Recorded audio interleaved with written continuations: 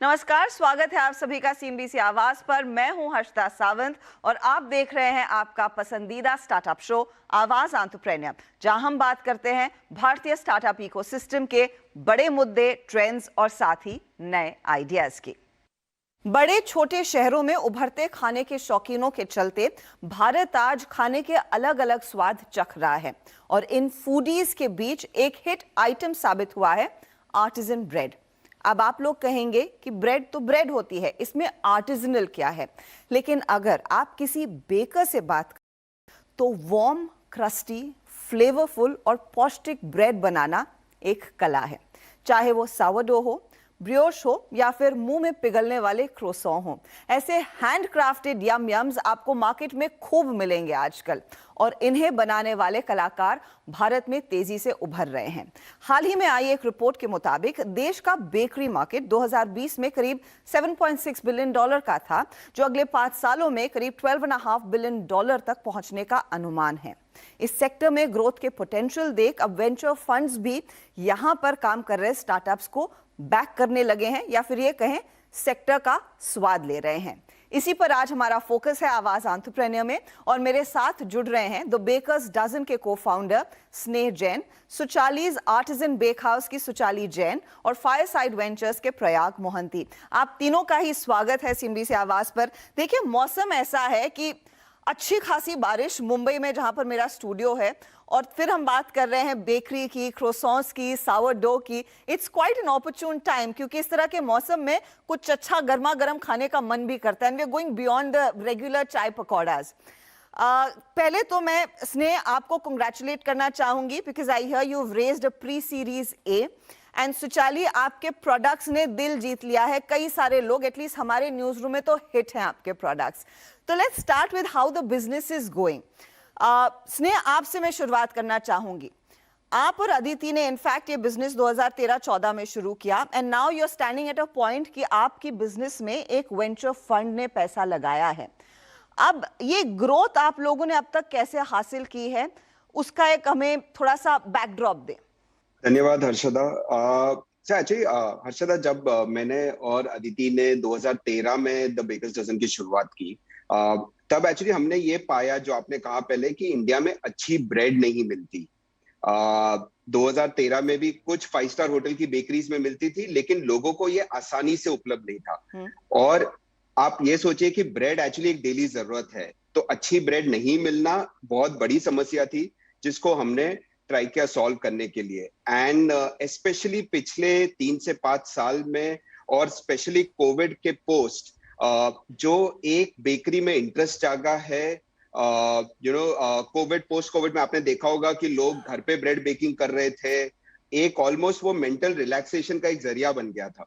तो इस तरह से ये जो बेकरी पदार्थ में जो एक इंटरेस्ट जागी है, और लोग इसका जो, अगर मैं बोलूं, यूज जो बढ़ा है, that has been remarkable over the last 2-3 years. आप दोनों अपने बिजनेसेस को आर्टिजनल बेकरी कहते हैं, तो what is unique about the business that you are in, Suchali, और आपकी शुरुआत कैसे हुई है, बताइए। Basically Suchali's artisan bake house की स्टार्टअप हुई जब मैं यूरोप अपने ट्रिप में 2015 में गई थी। सो उससे पहले मैंने हमेशा इंडियन मार्केट में हमेशा वो स्क्वायर लोव्स ऑफ ब्रेड्स ही देखा था। एज ने सेड की स्पेशलिटी ब्रेड्स थोड़े 5 स्टार होटल्स में ही अवेलेबल थी, विच वाज नॉट इजीली, जो इजीली एक्सेसिबल नहीं था कॉमन पर्सन के लिए। तो मेरे को ब्रेड्स खाना बहुत अच्छा लगता था। तो यूरोप में मैंने देखा कि इतना वेराइटीज था जो इंडिया में हम सोच भी नहीं सकते थे कि वर्ल्ड में एग्जिस्ट करता है। सिंपल 3 इंग्रेडिएंट्स, आटा, पानी, नमक, ऐसा कुछ कॉम्प्लेक्स क्रिएट कर सकता है जिसका खुद का फ्लेवर है। हमें कोई टॉपिंग डालने का जरूरत नहीं है, सैंडविच बनाने का जरूरत नहीं है, ब्रेड अपने आप में हम खा सकते हैं। तो फिर जब इंडिया में मैंने देखा कि ये ऑप्शंस का अवेलेबिलिटी नहीं था, तो इंडियन मार्केट कुछ बहुत बड़ा मिस कर रही थी। तो फिर मैंने ठाना कि ये चीज इंडिया में डेफिनेटली अवेलेबल होनी चाहिए। तो वहां से बर्थ हुआ सुचालीज आर्टिजन बेक हाउस का। और ऑफ कोर्स हमने वो स्केल देखी है, लेकिन इंडिया में अब तक का रिस्पांस कैसा है? स्नेह, ये बताइए हमें, क्योंकि आप लोगों ने भी एक अर्ली स्टार्ट लिया था क्या आप people welcoming sourdough brioches in their house? Croissant ठीक है, लोग समझते हैं थोड़ा बहुत अगर उन्होंने यूरोप गए हैं, लेकिन सावरडो जैसी चीजें या फिर ब्रियोश जैसी चीजें और बेगल का जो चलन आया है, उसको कितना वेलकम किया है भारतीय कंज्यूमर ने या फिर भारतीय टेस्ट बड्स ने? यहाँ पे ना मैं आपको एक उदाहरण देना चाहता हूँ हर्षदा। जब हमने चालू किया तब अदिति और मैं सबके हर एक के घर पे जाके, जो हमारे नेबरिंग कॉम्प्लेक्सेस थे, वहां पे लोगों के घर पे जाके हमने फ्री में ब्रेड बांटी। हमने बोला कि आप ट्राई कीजिए और जो भी आपको अच्छा बुरा लगे आप हमें बताइए। तो हमें शाम को जैसे कॉल्स आने लगे, हमने सुबह ब्रेड दिए लोगों को और आए कॉल्स की वो सीड वाला ब्रेड दे दीजिए। अभी सावरडो शब्द नहीं समझते, बट लेकिन उनको सीड वाली ब्रेड या फिर वो नट्स वाला ब्रेड या फिर वो अलग तरीके का ब्रेड। तो आई थिंक ग्रेजुअली जो हमें एक रियलाइजेशन हुआ कि ये रिक्वायरमेंट है। टर्म समझे नहीं समझे लोग, that's a secondary question, but I think the requirement was always there. And today Harshada C, आज हम 25 शहरों में हमारे प्रोडक्ट्स जा रहे हैं। आज हम हर महीने करीब 3 लाख ऑर्डर्स कर रहे हैं। तो अगर ये रिक्वायरमेंट नहीं होता तो ये स्केल पॉसिबल नहीं होता। और ये तो बस स्टार्ट है। सुचाली, हम ये सब हम मार्केट क्रिएट कर रहे हैं ये, and that requirement will just keep increasing. Suchali, आपका एक्सपीरियंस कैसा रहा है? स्टार्टिंग आउट एब्सोल्युटली अफ्रेश, और जैसे स्नेक कह रहे हैं कि आप लोग एक मार्केट क्रिएट कर रहे हैं, और मार्केट क्रिएट करने में चैलेंजेस ये होते हैं, एक आपको अपना नीश ढूंढना पड़ता है और उसके साथ ही प्रोडक्ट की मार्केटिंग भी करनी पड़ती है। तो आपके इनिशियल रिस्पॉन्सेज क्या थे? और मैंने बहुत इंटरेस्टिंग चीज आपके बारे में पढ़ी कि आपकी जो को-फाउंडर है मिताली, वो दरअसल आपकी कस्टमर थी, and she said let's scale this. Yeah. So definitely जब मैंने बेकिंग स्टार्ट करी, मैंने बेकिंग घर से बनाना शुरू किया। अगेन जैसे बोलते हैं चैरिटी बिगिंस एट होम। मैंने भी बहुत घर वालों को बोला टेस्ट करके बताओ, नेबर्स को बोला टेस्ट करके बताओ, और धीरे धीरे उन्होंने मेरे को हफ्ते में एक बार ऑर्डर प्लेस करना स्टार्ट किया। तो उस टाइम से और जो अब हम जहाँ पे हैं, मार्केट बहुत इवॉल्व हुआ है। तो उस टाइम सावरडो वर्ड लोगों को ठीक से बोलना भी नहीं आता था। थोड़ा बोलते थे कि ब्रेड ज्यादा खट्टा है एंड हार्ड ब्रेड है। तब हमें मतलब काफी हैबिट था कि वो ब्रेड को ऐसे प्रेस करके देखना कि ब्रेड सॉफ्ट है कि नहीं है, बिकॉज वो हमारा नॉर्मल टेंडेंसी था। तो तब से और अब में एक्सेप्टेबिलिटी में बहुत गैप है। अब लोग उसी ब्रेड में और ज्यादा सारनेस मांगते हैं, और ज्यादा मतलब उनको हार्ड ब्रेड्स का आदत हो गया है। एंड इसके साथ साथ ये जो कस्टमर्स हैं वो सावरडो को हेल्थ बेनिफिट से भी एसोसिएट करने लगे हैं कि ये इजीली डाइजेस्टेबल है, ग्लाइसेमिक इंडेक्स लो है, एंड जो ग्लूटेन इंटॉलरेंट लोग हैं, स्टडीज हैव प्रूवन कि वो इजीली ब्रेड को डाइजेस्ट कर पाते हैं। तो इसलिए आई थिंक स्पेशली पैंडेमिक के बाद, 2020 के बाद, हमारे जो कंज्यूमर्स हैं वो बहुत ज्यादा कॉन्शियस हो गए हैं कि हम क्या कंज्यूम कर रहे हैं, हमारे इंग्रेडिएंट्स क्या हैं, प्रोसेसेस क्या हैं। तो इस वजह से हम बहुत ड्रास्टिक चेंज भी देख रहे हैं from a commodity product to a specialized product. Okay Prayag, अब मैं आपको इस चर्चा में लेकर आती हूँ। आप एक वेंचर फंड है, आप लोगों ने अलग अलग कंज्यूमर ओरिएंटेड बिजनेसेस में पैसे लगाए हैं, लेकिन आपने ऐसा क्या देखा द बेकर्स डजन में और आर्टिजनल बेकरी वाले सेगमेंट में जहां पर आपको लगा कि हाँ, इनको पैसा कमिट करना चाहिए और इस ग्रोथ स्टोरी का हिस्सा फायरसाइड वेंचर्स को बनना चाहिए? सो हम लोग स्नेह और आदित्य को काफी सालों से जानते हैं। आई थिंक पिछले 3-4 सालों से हम लोग उनसे काफी क्लोज टच में थे, end of course I think हम लोग पहले उनके कंज्यूमर थे। उससे पहले, इन्वेस्टर बनने से पहले we were long term consumers for them. And तो आई थिंक प्रोडक्ट उनका बहुत अच्छा है, एंड कस्टमर ब्रांड लव भी बहुत हाई है। लाइक आप किसी भी कस्टमर से बात करिए, वो लोग बहुत अच्छी बातें बोलेंगे बेकर्स डजन के बारे में। सो वो हमारे दिमाग में कभी सवाल नहीं था। हमारे दिमाग में सवाल हर वक्त यही था कि इसको हम स्केल कैसे करेंगे। एज अ वेंचर इन्वेस्टर हमारा वही होता है कि हाउ कैन कितना बड़ा बिजनेस बन सकता है यहाँ पे। एंड आई थिंक पिछले 2-3 सालों में, स्पेशली कोविड के टाइम में, हमने 2-3 चीजें देखी इस बिजनेस में विच जो हमको लगा कि अभी ये बिजनेस स्केल हो सकता है। एक है कि आई थिंक स्नेह और आदित्य ने बहुत टेक्नोलॉजी इंटीग्रेशन किए हैं। उन्होंने एक MAP पैकेजिंग करते हैं जिससे कि प्रोडक्ट का शेल्फ लाइफ बढ़ गया। 2-3 दिन जो शेल्फ लाइफ था पहले ब्रेड का या फिर केक्स का एंड ऑल, अभी केक का 3 महीने का शेल्फ लाइफ है, कुकीज का 6 से 9 महीने का शेल्फ लाइफ है, जिससे कि आपको आप प्रोडक्ट को इजीली डिस्ट्रीब्यूट कर सकते हो एंड पेरिशेबल प्रोडक्ट नहीं रहता है। तो वो आई थिंक उन्होंने एक चीज करी। सेकेंडली और एक चीज हमने देखा कि मार्केट में बहुत सारे नए डिस्ट्रीब्यूशन चैनल खुल गए हैं। पहले उनका अगर आप देखोगे 2 साल पहले बिजनेस सारा ऑफलाइन डिस्ट्रीब्यूशन था, अभी आप देखोगे तो मेजोरिटी उनका ऑनलाइन बिकता है। उनके खुद के वेबसाइट से बिकता है, स्विगी जोमेटो में बिकता है, उनका इंस्टा काफी सारे क्यू कॉमर्स चैनल्स में बिकता है। सो बहुत सारे नए चैनल्स आ गए हैं, ये सारे क्यू कॉमर्स चैनल अभी रिसेंटली खुल गए हैं, जिससे कि हमको लगा कि आप एक लार्ज ऑनलाइन फर्स्ट ब्रांड इस सेगमेंट में बना सकते हो। आई थिंक इवेंचुअली तो ये ओमनी चैनल बनेगा ही, बट एटलीस्ट आपका brand equity and the initial traction आपका सारा ऑनलाइन आ सकता है। तो आई थिंक ये कुछ चीजें हुई है लास्ट 2-3 सालों में, जिससे हमें लगा कि यहाँ पे आप एक बड़ा बिजनेस बना सकते हो। अगर आप कैटेगरी साइज देखो कि ब्रेड का कैटेगरी मार्केट साइज देखो, या फिर आप कैटेगरी साइज केक्स का देखो, कुकीज का देखो, तो मार्केट बहुत बड़ा है। बट आज के दिन में कोई भी pan India large package food brand नहीं है in playing in this segment की। तो हमको लगा कि this artisanal play at scale अभी बन सकता है, कंसीडरिंग ये जो फैक्टर्स मैंने बोले अभी। वक्त हो रहा है एक छोटे से ब्रेक का, इस चर्चा को जारी रखेंगे, आप बने रहिए सीएनबीसी आवाज के साथ।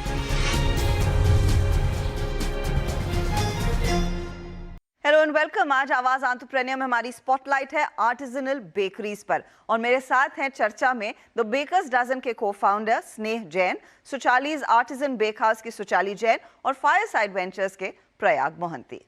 नॉर्मली हम देखते हैं जब ब्रेड की बात करते हैं, they've been those old players, या तो आप ब्रिटानिया की ब्रेड लेंगे या फिर आप विब्स की ब्रेड लेंगे, और perhaps it's a Monginis and all of that. लेकिन आप लोगों के प्रोडक्ट्स बहुत यूनिक हैं। अब इस यूनिकनेस में जहां पर द बेकर्स डजन एक अच्छा खासा स्केल पर फोकस कर रहा है, सुचालिए आपके लिए चैलेंजेस क्या थे? क्योंकि एक चीज होती है लॉन्जिविटी प्रोडक्ट की, और वो इस सेगमेंट में इनफैक्ट मेंटेन करना, वो शेल्फ लाइफ पर फोकस करना, it can be little difficult, specially जब आप मार्केट में स्केल करना चाह रहे हैं। तो उसे आप लोग कैसे क्रैक कर रहे हैं? Suchali, what is your strategy in this? तो अभी हमने जैसे अपना प्रोडक्ट सारा अब डेवलप कर लिया है, तो हमने मेजरली हमारा 2020 में अग्रेसिव ग्रोथ स्टार्ट हुआ था। सो नाउ हमारा टीम अभी इंटरनली हम वर्क कर रहे हैं कि अब इसको स्केलिंग अप कैसे करेंगे विदाउट हम इसको मतलब बिना इंग्रेडिएंट्स को छेड़े, बिना कुछ केमिकल्स को छेड़े, हम पैकेजिंग के थ्रू इसका शेल्फ लाइफ कैसे बढ़ा सकते हैं ताकि all over India, pan India ship हो सके। हमारा टारगेट है कि इस साल में हम इसको क्रैक कर सकेंगे, सो दैट हम इसका सेल लंबा कर सकते हैं। ओके, तो फिर क्योंकि आप उस पर फोकस कर रहे हैं, तो आप क्या टारगेट कर रहे हैं? किस तरह के शहरों में उतरने का प्लान है सुचालीज बेक हाउस का? एंड मोस्ट इम्पोर्टेंटली, आपने जो ब्लू टोकाई के साथ टाई अप किया, how has that worked out for you? और क्या इस तरह की रिलेशनशिप्स बिल्ड करना इम्पोर्टेंट है एक छोटे ब्रांड के लिए या फिर एक यंग ब्रांड के लिए? तो जैसे कि अभी हमारा जो बिजनेस मॉडल है वो ऐसा है कि हमारा प्रोडक्शन बेस सबसे पहले हमने दिल्ली एनसीआर में स्टार्ट किया था। अभी स्टार्टिंग में लास्ट ईयर हमने अपना दूसरा प्रोडक्शन बेस मुंबई खोला है, और अबाउट 1 महीना पहले हमने कलकत्ता में खोला है। तो हमारे ब्रांड का एक थोड़ा आइडिया है कि जैसे ही आप बनाते हैं, जितना फ्रेश हो सके आप जल्द से जल्द कस्टमर के पास पहुंचाइए।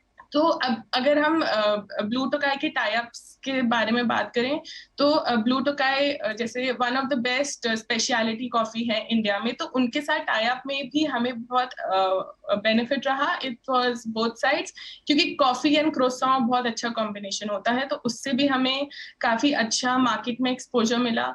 अब इस साल की बात करें, अब जैसे हमने majorly Delhi NCR, Mumbai and Calcutta में हमने प्रोडक्शन बेस सेटअप कर लिया है। तो आसपास के रीजन्स एंड ये जो मेजर मेट्रो सिटीज हैं उनको हमारा केटर करने का कैपेबिलिटी हो चुका है। And by the end of इस साल के एंड तक हम अपना सेम प्रोडक्शन बेस बैंगलोर भी सेटअप करेंगे, ताकि एटलीस्ट जो मेजर इस नीश मार्केट का शेयर है हम उसको केटर कर पाए। ओके, तो क्लियरली ये मार्केट आपके लिए भी बढ़ रहा है, और द बेकर्स डजन ने भी आपने कहा 28 शहरों में है और उसको आप स्केल करना चाहते हैं, करेक्ट स्नेह?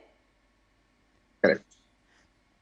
अच्छा, इसमें ये going बताइए, forward, हाँ, मैं एक फटाफट आपसे ये समझना चाह रही हूँ, ये टियर 1 और टियर 2 का भी खेल होता है क्या? बिकॉज दीज प्रोडक्ट्स नॉर्मली लोगों को ऐसी धारणा होती है कि टियर 1 में चलेंगे, टियर 2 में कौन खाएगा सारडो ब्रेड या क्रोसॉ? एक्चुअली इस पे ना हर्षदा जी, व्हेन वी स्टार्टेड सेलिंग जैसे क्विक कॉमर्स पार्टनर्स पे लाइक स्विगी, इंस्टामार्ट, ब्लिंकिट, तो हमने पाया कि आप टियर 1 टियर 2 टाउन्स, मतलब वहां पे भी सेल्स हो रहे हैं, एंड एक्चुअली सावरडोस के सेल्स ज्यादा हो रहे हैं, even more than sliced bread.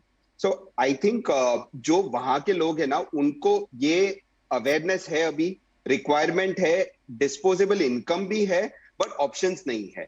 Right, आप दिल्ली, बॉम्बे, बैंगलोर, फिर भी आपको ऑप्शंस मिल जाएंगे, बट आपका अगर आप लुधियाना, इंदौर, कोयम्बतूर, ये सब सिटीज आप देखो तो वहां भी ऑप्शंस मिलते नहीं है। एंड दैट्स वेयर, जो प्रयाग जैसे मेंशन कर रहे थे कि जो नए चैनल्स खुले हैं लाइक क्विक कॉमर्स और एनी ऑफ दीज, ये हमारे लिए बहुत ही महत्वपूर्ण हो जाते हैं इन सिटीज को टारगेट करने के लिए। ओके, मैं एक सवाल पूछना चाह रही हूँ दोनों से, फिर प्रयाग उस पर आपकी भी राय चाहती हूँ। मैंने एक चीज आप दोनों के मॉडल में देखी है कि दोनों टीम्स में एक बेकर है और दूसरा बिजनेस को बढ़ा रहा है। तो सुचाली बेकर है और मिताली बिजनेस को बढ़ाती है, और द बेकर्स डजन में अदिति बेकिंग करती है और आप बिजनेस को बढ़ाते हैं। ये कॉम्बिनेशन क्या इम्पेरेटिव था to win the game? So Harshada, जब हमने चालू किया तब actually Aditi was not a trained baker when we started, तो हमने पहले डिसाइड किया कि हम बेकरी चालू करेंगे। फिर तभी एक क्वेश्चन आया कि प्रोडक्ट पे कंट्रोल हमारा होना चाहिए। जो भी आज अगर मैं innovation in terms of portfolio बात करूं या shelf life, all of this is very product led, and वो नॉलेज और वो टेक्निक समझना, स्पेशली सावरडो की टेक्निक, और उसको आप कैसे मेन स्ट्रीम में लेके आ सकते हो, वो एक शेफ ही समझ सकता है, और एक train chef. And that's where we felt that Aditi और मेरे बीच में कोई एक को तो ट्रेन शेफ होना चाहिए। Aditi had a passion for food, so that's when she went to Le Cordon Bleu Paris में and the French culinary institute New York to just learn baking. So I think and that is where this combination, because मैं अदिति को बोल सकता हूँ कि market से मेरे को इस टाइप का प्रोडक्ट चाहिए, but how to differentiate it and how to make it stand out is what is her role. So चलिए, आप और मिताली के बीच किस तरह की तू मैं होती है in the bakery or on the shop? So basically जब मेरा जो बेकरी करियर स्टार्ट हुआ, वो मेरे को ब्रेड खाना बहुत बहुत पसंद था। तो वहां से मैंने स्टार्ट किया कि मतलब हेल्दी ब्रेड कैसे हो सकता है, क्या डिफरेंट ब्रेड हो सकता है। तो मैंने पहले अपने पैशन से मैंने पहले बेकिंग सीखा कि ब्रेड क्या होता है, कैसे बनता है, और फिर इंडिया आके जब मैंने वापस देखा कि बहुत अच्छा एक्सेप्टेबिलिटी प्रोडक्ट का हो रहा है, तो मिताली मुझे एज अ कस्टमर मिली। सो उसको ब्रेड बहुत रेगुलर कस्टमर थी, और हमने धीरे धीरे बहुत अर्ली स्टेज पे हमारा काफी मेल जोल रहता था, और हम दोनों के बीच में क्लिक किया। एंड मिताली पीछे से वेंचर कैपिटलिस्ट बैकग्राउंड से हैं, तो हमें अच्छा अपॉर्चुनिटी मिला, क्योंकि लगा कि बिकॉज हम दोनों का अच्छा साथ में वाइब क्रिएट हो रहा था, तो हमने दोनों ने साथ में हैंड्स जॉइन कर लिए टू कि इस चीज को अब हमें बड़ा बनाना है। तो एज अ बेकर मेरे को अच्छे से समझ आता है कि प्रोडक्ट इनोवेशन और प्रोडक्शन में प्रैक्टिकली क्या पॉसिबल होता है, एंड मिताली बहुत अच्छे से मार्केट को स्टडी कर लेती है कि मार्केट की डिमांड क्या है। तो दैट वेज हम दोनों अपना बैलेंस बनाने की कोशिश करते हैं कि क्या बन सकता है और क्या बिक सकता है। फिर प्रयाग, क्या आप जैसे फंड्स के लिए इम्पोर्टेंट है इस तरह का तालमेल एक फाउंडिंग टीम में होना? Because baking is a very niche product और there so many home bakers around, अब आप सबको तो बैक नहीं कर सकते। Sure. नहीं, आई थिंक ये बहुत इंपॉर्टेंट क्राइटेरिया था हमारे लिए भी, क्योंकि आई थिंक हम लोग जब इन्वेस्ट करते हैं, हम लोग भी फाउंडिंग टीम में देखते हैं कि फाउंडर्स का कॉम्प्लीमेंट्री स्किल सेट होना जरूरी होता है। आई थिंक इस केस में Aditi clearly was the products person, and उन्होंने काफी एफर्ट लगाया है। अगर आप देखेंगे, वो पेरिस गई पढ़ने के लिए बेकिंग, अगर फिर न्यूयॉर्क गई, वहां पे भी बेकिंग का कोर्स किया, एंड फिर उसके बाद प्रोडक्ट को बनाया। सो आई थिंक बहुत डीप डोमेन उन्होंने एक्सपर्टीज बिल्ड किया है इस सेगमेंट में। स्नेह on the other hand, I think उन्होंने पहले मैकेंजी में काम किया हुआ है, तो उनको पता है बिजनेस कैसे स्केल करते हैं, कैसे ग्रो करते हैं एंड ऑल।